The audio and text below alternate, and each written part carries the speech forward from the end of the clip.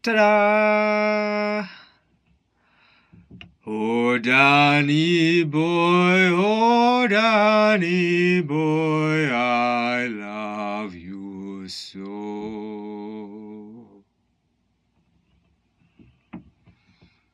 That's so fucking gay. But happy St. Patrick's Day. It's happy St. Patrick's weekend. Top of the morning to you. It's the middle of the night, so it's a morning. And I hope you find your pot of gold, all ye lads and lassies. See, I never thought I'd get so many requests. I saw some suggestions for my video today, and I thought, well, I was surprised. So but I just had to say to that one who got to hit the bullseye that the leprechaun outfit and the drinking note was my idea. I thought of it first. It was not yours. It was mine. All mine. I also want to say hello to my friend Dave. He's always commenting and suggesting on my videos, and he's always appreciative, and I'm appreciative of his positive energy, and he's always very positive and happy about my videos. So thank you, Dave. And also, I want to say that he's not Irish, but I met him in a bar. So I worked with him after that, but first of all, I met him in a bar first. So I think that makes him Irish to me. And also my Irish accent, it always kind of comes out Newfie. Or I guess Newfoundlander, as they like to call themselves now. But all I have to say is, what's the difference, Irish, Newfoundlander? You're all born in a bucket of beer and a rock in the middle of the sea, so I fail to see the distinction. I guess on St. Patrick's Day, everyone likes to think that they're Irish. But I'd like to say that I am half Irish, or so I thought. I have two grandmothers that are Irish, so great-grandmothers. So you would think, it's a safe bet to think that I'm kind of Irish, but as luck would have it, all the sites I went to were free, because I'm cheap. So all the free internet sites all pointed me in the direction eventually of being German. So I guess I'm kind of German on my mom's side and a little bit Irish. But on my dad's side, I'm English. So I've got that English name, Treblecock. Isn't that a fun one? Treblecock. I think that's a whole video unto itself, but I think I'll save it for another time. Can you believe that someone wanted me to do these videos in the dark? They suggested that I actually do these videos in the dark. I mean, they had no idea of this getup, obviously. So, they were just in general suggesting that I should just record in the dark. But, I mean, how could you want to miss out on all of this? Isn't this part of the charm? Isn't this part of the fun? Isn't this part of the Get Bent experience? I'd like to think so. As much fun as I like to make these things, as much of an ass as I like to make it myself, I've had a pretty rough week. It's not been a terrible week. It's just been kind of things all kind of hitting home at the same time. And it really is kind of ironic in just the way my life goes that it would work out this way. Because this is supposed to be my favorite week of the year. This is the week that I get all the daylight back in my day. The hour of daylight that we get from daylight savings time. It makes me so happy to get this light back in my life that I am willing to forego that lost hour that happens in the middle of the night. But because actually, I think, to be honest, that's kind of cool. I mean, think about it.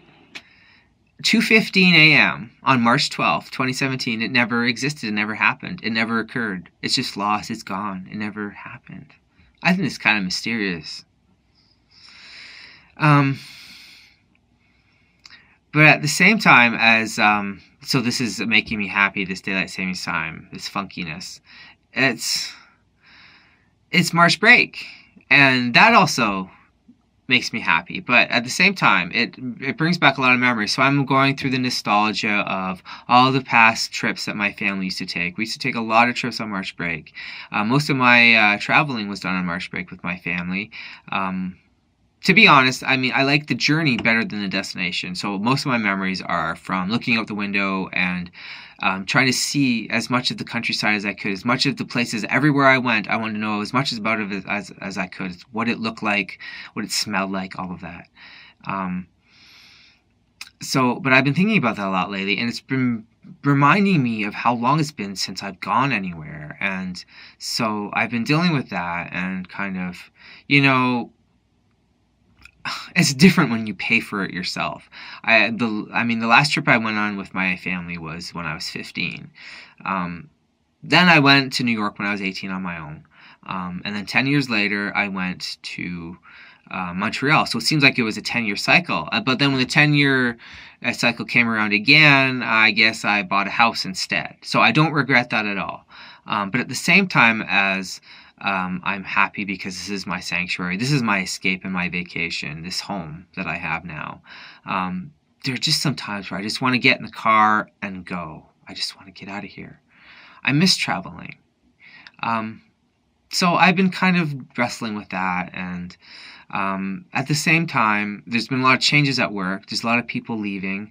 I've been blessed and fortunate enough to have a stability, a core, a consistency with my job. A lot of people ask why I have the same job for 8.5 years. I would say because it makes me happy. I am very happy with my job.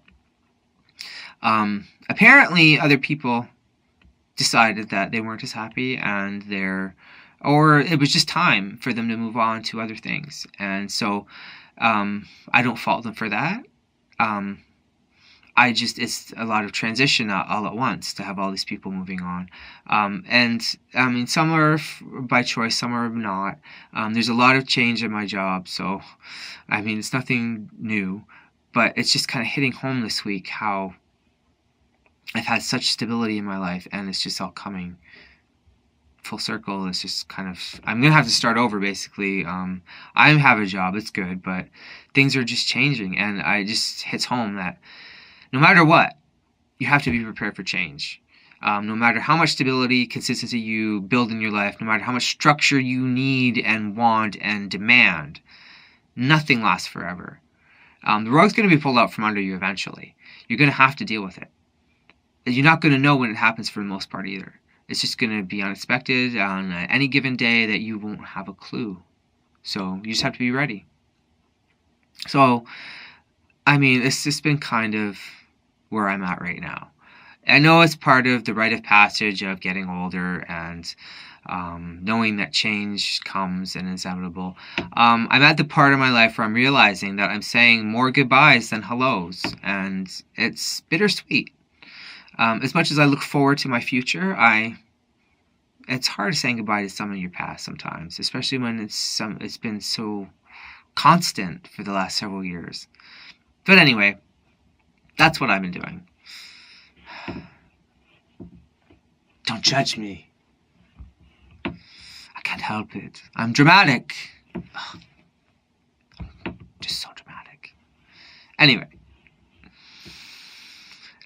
I think it's all just part of getting older. And that's what I'm doing. I'm getting older. We're all getting older. It's just a lot more apparent to me now. I can't deny the fact that I'm getting older. So, part of the proof of this is that I commute a lot. I drive 40 minutes on average to work every day. And I hear on the radio, I mean, I know that every 40-year-old in the past has said the same thing. All the new music today is just shit, it's just crap, I can't stand it. Give me my old stuff, I love it. But I really do believe that the music of today is horrible.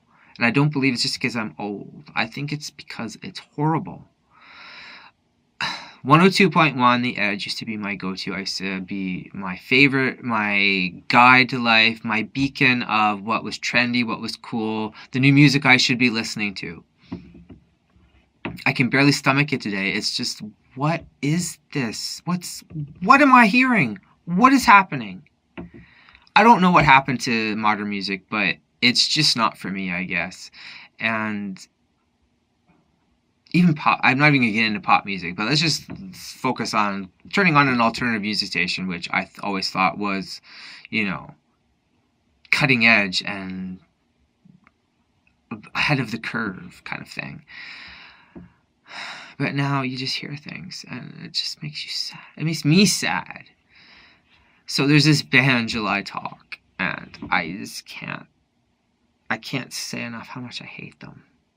This guy sounds like he's clearing his throat every time I hear him.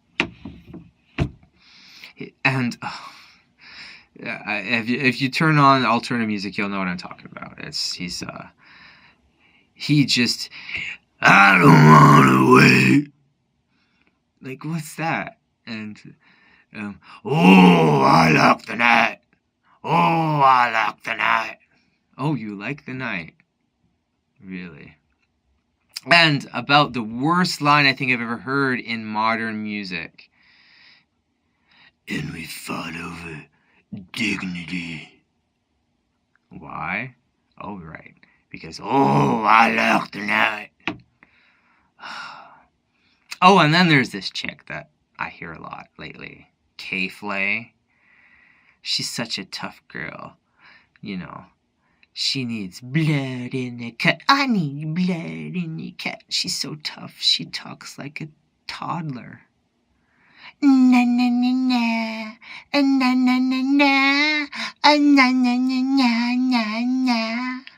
Na na na na. Oh, just please. First of all, I mean, really, Kristen Flaherty. It was not cool 15 years ago when J-Lo did it. So it is not cool now when you do it. K-Flay. Oh, just, I want someone to kick her. How is this popular? Why are you people listening to this? Why are you buying it? Why are you allowing it on your airwaves? It just turns my stomach. Oh, and then there's the epitome of in-depth analysis and insight I've ever heard in recent music. And of course it's Canadian, because you just can't get any better than Canadian music nowadays. You know. You make me go, yeah, yeah, yeah, yeah, yeah, yeah, yeah, yeah, yeah. You make me go, yeah, yeah, yeah, yeah, yeah, yeah, yeah, yeah, yeah. Oh, it makes me want to cry. You make me want to cry.